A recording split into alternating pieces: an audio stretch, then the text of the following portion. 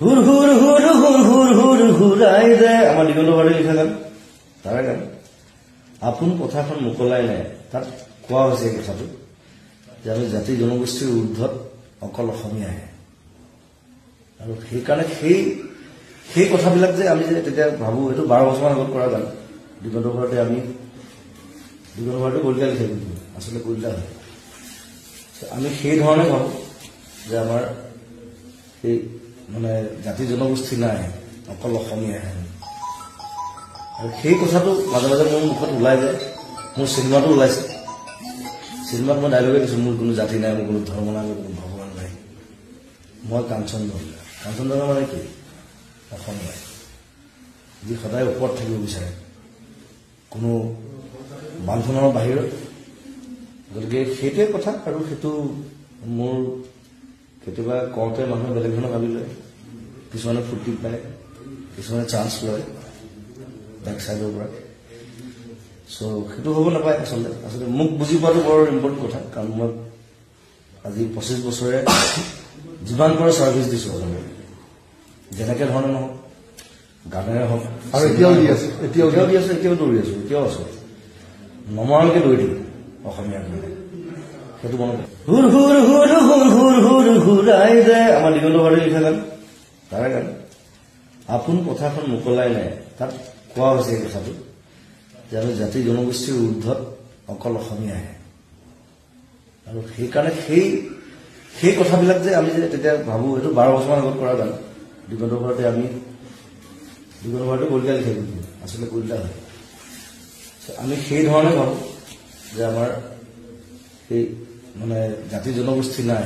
অকল অসমীয়াহে আৰু সেই কথাটো মাজে মাজে মোৰ মুখত ওলাই যায় মোৰ চিনেমাটো ওলাইছে চিনেমাত মই ডাইলগে দিছোঁ মোৰ কোনো জাতি নাই মোৰ কোনো ধৰ্ম নাই মোৰ কোনো ভগৱান নাই মই কাঞ্চনজংঘা মানে কি অসমীয়া যি সদায় ওপৰত থাকিব বিচাৰে কোনো বান্ধোনৰ বাহিৰত গতিকে সেইটোৱে কথা আৰু সেইটো মোৰ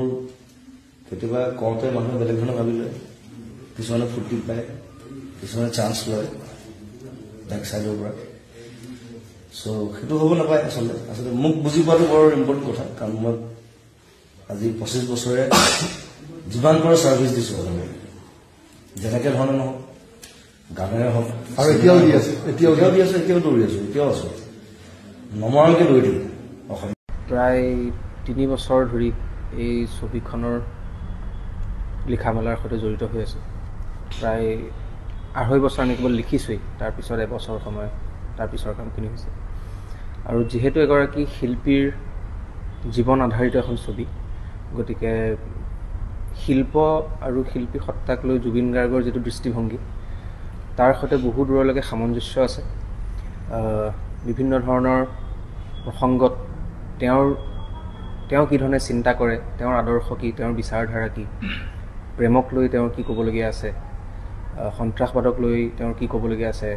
শিল্পৰ ৰাজনীতিৰ সম্পৰ্কক লৈ তেওঁ কি ক'বলগীয়া আছে তেনেকুৱা বহুত কথা বহুবাৰ আলোচনা কৰি সেই ধৰণৰ সংলাপ কিছু আছে গতিকে মই ভাবোঁ যে ছবিখনৰ মাজেদি মানুহে আ slice of Zubeen Garg and his vision সেইটো মানুহে পাব তেওঁৰে চিন্তা আছিল এতিয়া যেতিয়া মিলি গ'ল তেতিয়াতো আমিও আচৰিত হৈছোঁ কাৰণ তেতিয়াতো কোনেও একো অনুমানেই কৰিব পৰা নাছিল তেওঁ যি ধৰণে বিচাৰিছিলে ছবিখন আচলতে সেই ধৰণেই লিখা হৈছে যিখিনি পাছলৈ সাল সলনি হৈছে সেইখিনিও তেওঁ বিচৰাৰ ধৰণেই হৈছে কিয় মিলি গ'ল কিয়নো কৰিলে সেইটোতো তেওঁৰ বাহিৰে কোনেনো গম পাব তেনেকুৱা বিশেষকৈতো নাই কৰা তেওঁ চলচ্চিত্ৰ উদ্যোগটো শক্তিশালী হোৱাটো তেওঁতো বিচাৰিছিলেই আঞ্চলিক ভাষাৰ উদ্যোগটো যিমানে শক্তিশালী হয় সিমানে তেওঁৰ প্ৰতি আমি আচলতে শ্ৰদ্ধাশীল হোৱা হ'ব অসমত আৰু বেছি চিনেমা হল হোৱাটো বিচাৰিছিল ভাল চিনেমা হোৱাটো বিচাৰিছিল ছবিখনৰ মাজেদি তেওঁ আমি যেতিয়া মনোৰঞ্জন বুলি কওঁ আমি সেইটো কেৱল এণ্টাৰটেইনমেণ্ট নহয় মানুহৰ মনত ৰং দিয়াটো আচলতে মনোৰঞ্জন গতিকে বিভিন্ন ধৰণৰ ৰং এই ছবিখনৰ মাজেৰে পাব আৰু সংলাপসমূহৰ মাজতো তেওঁ ক'ব বিচৰা বহুতখিনি কথা তেওঁ কোৱা কথাই আচলতে মই তাতে টুকি ৰখাৰ নিচিনা আচলতে সেই ধৰণৰ বহুত কথা পাব এইখন মানে প্ৰথম মিউজিকেল চিনেমা তেওঁৰ সপোনটো আছিলে এখন মিউজিকেল চিনেমা হওক আৰু এই ছবিখন আমাৰ প্ৰায় 11টা গান আছে তেওঁ বিচাৰিছিলে যে এনেকুৱা এখন ছবি হওক সদ্যহতে আমাৰ অসমীয়া ছবি জগতে হওক বা বিদেশী ছবিতে আমাক সদায় অসমীয়া ছবি কৰোঁতে কোৱা হয় যে এইটো অমুকৰ পৰা কপি কৰা হৈছে এইটো তমুকৰ পৰা কপি কৰা হৈছে জুবিন গাৰ্গৰ চিন্তা আছিলে আমি নিজৰ কাহিনীৰে নিজৰ সৃষ্টিৰে এখন ছবি কৰোঁ এখন মিউজিকেল ছবি এতিয়ালৈকে অসমত হোৱা নাই আমি প্ৰথম মিউজিকেল ছবি এখন কৰোঁ আৰু য'ত নেকি মৰম প্ৰীতিৰ কথা থাকক মৰমৰ কথা থাকক ভাল পোৱাৰ কথা থাকক আৰু এজন ছিংগাৰৰ তাৰমানে এজন ছিংগাৰৰ এটা এক্সট্ৰা লাইফ এটাৰ কথা থাকক এই তেনেদৰে চিন্তা কৰি পেলাই এই কাহিনীটো বনোৱা হৈছিল আৰু এই কাহিনীটো জুবিন গাৰ্গৰ নিজৰ ধন্যবাদ জনাইছোঁ তেওঁ ৰৈ বিনালেই নহয় বিগত সময়ছোৱাত যিমানকেইখন অসমীয়া চিনেমা ৰিলিজ সকলো চিনেমাকে তেওঁ খুব আদৰেৰে আচলতে প্ৰদৰ্শনৰ ব্যৱস্থা কৰিছে আৰু বৰ্তমান সময়ত আমি যিমানখিনি দেখি আহিছোঁ যিমানখিনি অসমীয়া দৰ্শকৰ চাহিদা আছে সেই হিচাপে কিন্তু সকলো হ'লেই আমাক শ্ব' দিছে নিদিয়া নহয় দেই ইয়াৰ আগৰ ছবিবিলাকত শ্ব' দিছে আৰু এতিয়াতো খুব ভাল কথা যে অসমীয়া চিনেমাৰ মানদণ্ড ক্ৰমান্বয়ে উন্নত হৈ আহি আছে অকল আমি ৰৈ বিনালে বুলিও নকৰোঁ বিগত সময়ছোৱাত আমি বহুতকেইখন ছবি দেখিছোঁ ভাল ব্যৱসায় কৰিছে গতিকে ব্যৱসায়িক ছবি এতিয়া দৰ্শকে ভাল পাইছে আৰু গ্ৰহণ কৰিছে আৰু সেইটো এটা খুব ভাল কথা কাৰণ ব্যৱসায়িক ছবি হলত চলিলেহে ৰেভিনিউ আহিব আৰু তেতিয়াহে আমি গভৰ্ণমেণ্টক ৰেভিনিউ দিব পাৰিম তেতিয়াহে আমাৰ কালচাৰেল যিটো চিনেমাৰ যিটো গোটেই দিশটো এইটো উন্নত হ'ব আৰু জুবিন গাৰ্গৰ যিটো সপোন আছিলে যে অসমীয়া ছবি চলক হিলডুল ভাঙি মানুহ আহক দৌৰি দৌৰি অসমীয়া ছবি মানুহে চাবলৈ আহক সেই সপোনটো আজি কেইবছৰমানৰ পৰা মিছন চাইনাৰ পৰা দেখিছোঁ যে এটা টাৰ্ণ লৈছে মানুহে ভাল পাইছে অসমীয়া ছবি চাই ভাল পাইছে অসমীয়া ছবিৰ টেকনিকেলিও লাহে লাহে উন্নত হৈ আহিছে যথেষ্টখিনি উন্নত হৈ আহিছে এতিয়া খালি আমাৰ মাজত এটা সমস্যা এটা আছে যে আমাৰ হাতৰ হলৰ সংখ্যা কম বহুত দূৰ গাঁৱে ভূঞে ভিতৰৰ ঠাইবোৰত হল নাই বহুত টাউনতে হল নাই এতিয়া নগাঁৱত মাত্ৰ 2টা চিনেমা হল আছে মৰিগাঁৱত এটা চিনেমা হল আছে ইফালে জাগিৰোডত হল নাই ইহঁতৰ হল নাই বহুত জেগাত হল নাই জুবিনে বিচাৰিছিলে কিন্তু হল হওক আৰু জুবিন গাৰ্গৰ নিজৰে সপোন আছিলে মাজুলীত হল নাই সেইকাৰণে জুবিন গাৰ্গে মাজুলীত এনাউন্সো কৰি দিছিলে কোনোবাই মাটি অকণ দিয়ক মই হল খোলাৰ ব্যৱস্থা কৰিম জুবিনৰ যিটো আশা আছিলে ইয়াৰ পিছৰ পৰ্যায়ত চাগে আমি সেয়াও চেষ্টা কৰিম যে হল খোলক সেইবোৰ শেষ পৰ্যায় মানে 31 অক্টোবৰলৈ আৰু মাত্ৰ কেইটামান দিনহে বাকী আছে আৰু খুবেই মানে কঠিন হৈছে এই সময়খিনি আমাৰ সকলোৰে কাৰণে কাৰণ জুবিন গাৰ্গৰ আধৰুৱা সপোন এটা পূৰা কৰাটো খুবেই কঠিন কাৰণ জুবিন গাৰ্গৰ চিন্তা জুবিন গাৰ্গৰ ক্ৰিয়েটিভিটি সেই লেভেলটোক আমি গৈ কেতিয়াও নাপাব তথাপিও চেষ্টা কৰি গৈছোঁ তেওঁৰ যিটো আধৰুৱা সপোন আছিলে সেইটো যাতে তেওঁ বিচৰাৰ মতেও নহ'লেও আমি যাতে অকণমান তাত মানে সঁহাৰি দিব পাৰোঁ অকণমান যাতে আহিছোঁ ওপৰত তাৰে চেষ্টা কৰি আছোঁ আৰু 31 তাৰিখে ছবিখন মুকলি হ'ব অসমৰ লগতে ভাৰতবৰ্ষতো জুবিনৰ সদায় এটা সপোন আছিলে যে অসমত অসংখ্য হল হওক বহুত মানুহে চিনেমা চাওক জুবিনৰ চিনেমা অকল অসমতে কিয় গোটেই ভাৰতবৰ্ষতে চলক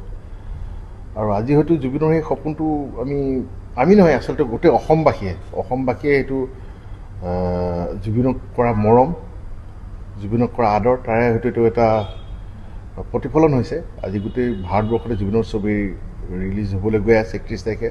আৰু গোটেই ভাৰতবৰ্ষৰ সহায় খুব ভাল সঁহাৰি আহিছে ইতিমধ্যে ভালদৰে মানে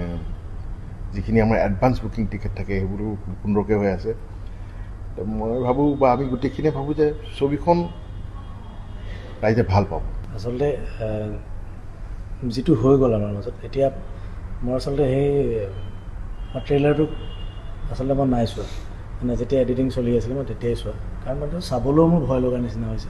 ভয় লগা মানে মই দুখ কেনেকৈ কৰি মই ভাবি পোৱা নাই আচলতে আৰু শ্বুটিংটোৰ সময়ত মানে তেওঁৰ লগত যোনটো আমাৰ কথা আছিলে ৰাজেশ দা আছিলে আমাৰ শ্ৰীলংকাৰ শেষৰ সময় আছিলে মই সাঁতুৰিব নাজানো একেবাৰে তেওঁ নাজানে তেতিয়ালৈকে তো তেওঁৰ কথাটো এনেকুৱা হৈছিলে যে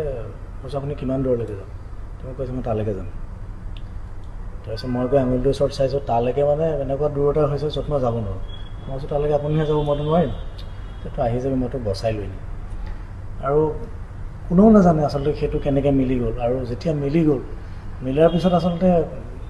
এনেকৈ কঁপনি আহে ন তেওঁ চাগে জানিছিলেই নে কিবা নিজৰ চলটোৱে কৈ আছিলে এইবোৰ আমিও নাজানো কিন্তু চব মিলি গ'ল আৰু মিউজিকেলৰ কথা যোনটো মই জড়িত বুলি কৈছোঁ যেতিয়া আচলতে মই গান গোৱাটো তেওঁ দেখিয়ে হৈছিলে আৰু আমাৰ জীৱনটোত আমাৰ যেতিয়াৰ পৰা আমি গান শুনিছোঁ আচলতে তেওঁৱে থাকিলে আমাৰ মাজত আৰু তেওঁ আছেও এতিয়াও আৰু তেওঁৰ চিনেমাখনত জুবিন দাই যেতিয়া মই এক্টিং কৰা কথাটো আহিলে সেই 3 বছৰমান আগতে যেতিয়া মই গম পালোঁ, ৰাহুলকো চাগে তেতিয়াই কৈছে যে ইউ কৰিব, তাৰ কাৰণেও লিখিব লাগে। তেতিয়া মানে যোনটো সুখ সেইটো মই বুজাব নোৱাৰোঁ, আৰু সেইটো এক্সাইটমেণ্ট মোৰ আছিলে, এতিয়াও আছে। এতিয়া খালি এটাই মনত মোৰ আছে যে আমি এতিয়া ইয়াত শেষৰ কামখিনিত আছোঁ, কিন্তু 31 তাৰিখে কি হৈছে কি নাই সেই চিনেমাখন চাবলৈ তেওঁ খালি আমাৰ মাজত নাথাকিব, আৰু মোক ক'বলৈও নাথাকিব। য'তনো মই গান গোৱা মানুহজন, মই এক্টিং কৰিছোঁ, সেইটো ভালেই হৈছে বা বেয়া হৈছে, গালি পাৰিবলৈও মানুহজন নাথাকিব, সেই দুখটো সদায় থাকিব।